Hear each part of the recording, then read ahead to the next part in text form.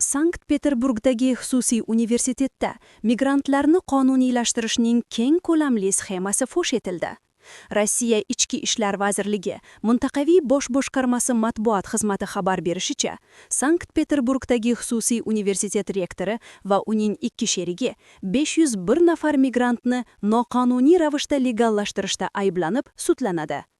Tergovchilarning so'zlariga ko'ra, jinoiy guruh tarkibiga 46 yoshli rektor, 53 yoshli biznesmen va 3 fuqarolikka ega Yaqin Sharq mamlakatlaridan birida tug'ilgan shaxs kirgan. Huquqni muhofaza qilish organlari xodimlari gumonlanuvchilar Rossiyada qolish muddatini uzaytirishni istagan chet elliklarni qidirib topganliklarini aniqladilar.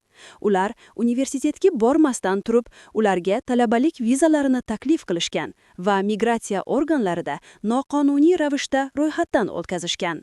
Ushbu sxema bo'yicha 2020-yil yanvardan 2024-yil noyabrgacha qo'shni va MDHdan tashqari davlatlarning 501 fuqarosi mamlakatda legallashtirilgan. Tergovchilarning fikricha, noqonuniy faoliyatdan olingan daromad 40 million rubldan oshgan.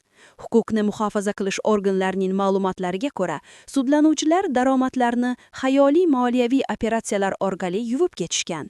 Jinoyat sxemasi 2024-yil noyabr oyida Ichki ishlar vazirligi xodimlari, FSB chegara boshqarmasi va FSB mintaqaviy boshqarmasi tomonidan barbod qilingan. Sudlanuvchilar uy qamag'iga olingan. Barcha soxta talaba vizalari bekor qilindi va chet elliklar nazorat ostidagi shaxslar reyestriga qo'shildi. Jinoyat ishi tasdiqlangan ayblov xulosasi bilan sud jarayoni uchun Sankt-Peterburgning Kuybyshev tumani sudiga yuborildi. Avvalroq Rossiyada keng ko'lamli noqonuniy migratsiya kanali yopilgan edi.